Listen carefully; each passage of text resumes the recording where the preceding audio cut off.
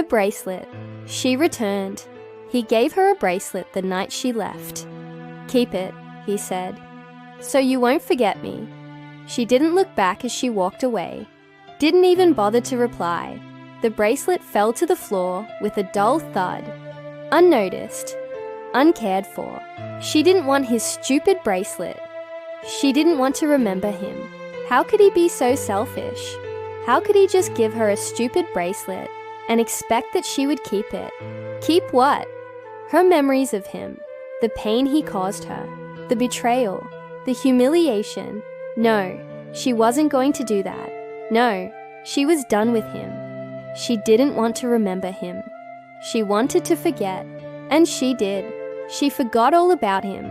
She forgot about the pain, the betrayal, the humiliation. She forgot about the 10 years they spent together, the plans they made, the dreams they shared.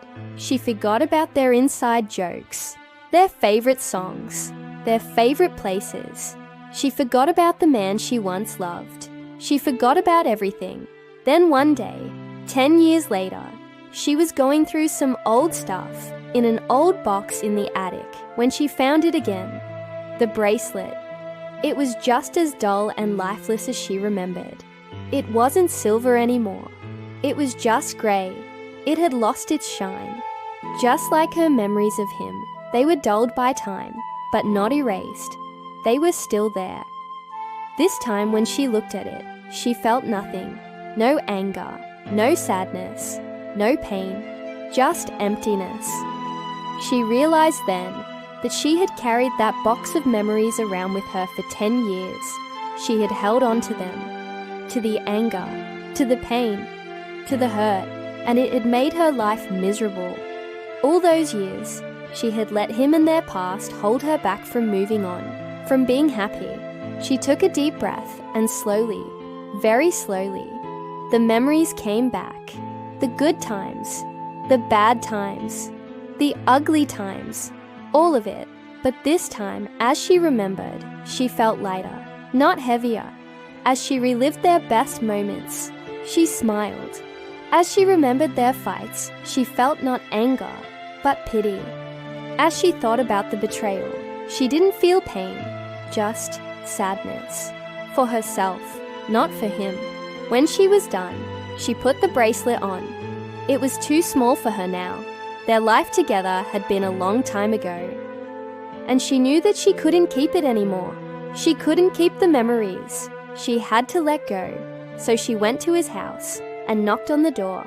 He opened it. He was older, wearier, but he was still handsome. In that moment, she knew that she had made the right decision.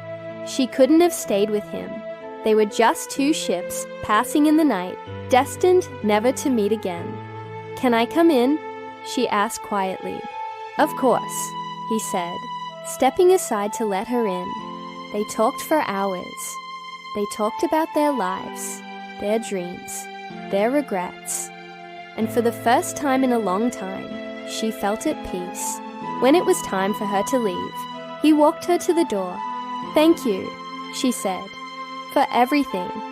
"You don't have to thank me," he replied. "I'm the one who should be thanking you for forgiving me." She turned to him, surprised. "I have." "You have," he said, his voice breaking. "You have forgiven me for what I did to you, for what I did to us. You have forgiven me for leaving you." She shook her head. "No, I haven't. Not yet." He cupped her face in his hands and looked into her eyes. "Then forgive me," he whispered. "Please forgive me." And as she looked into his eyes, she saw not the man she once loved, but a stranger who had caused her so much pain, a stranger who had broken her heart. And in that moment, she knew that she could never forgive him. Never. She pushed him away and ran out of the door. As she drove away, she could see him standing there, his face pale, his eyes filled with pain. She didn't stop.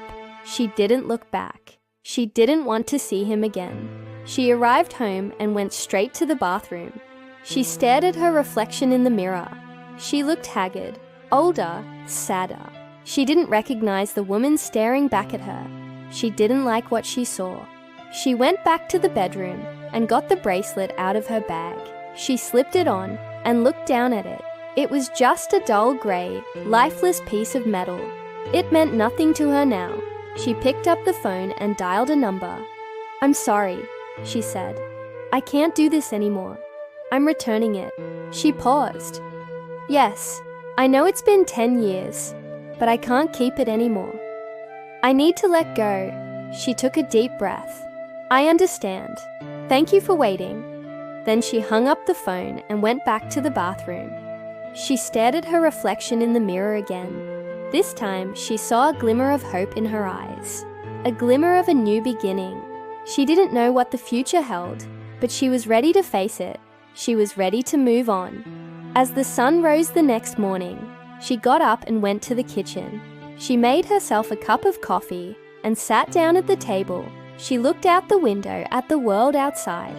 She was ready to start a new chapter in her life. She was ready to live again.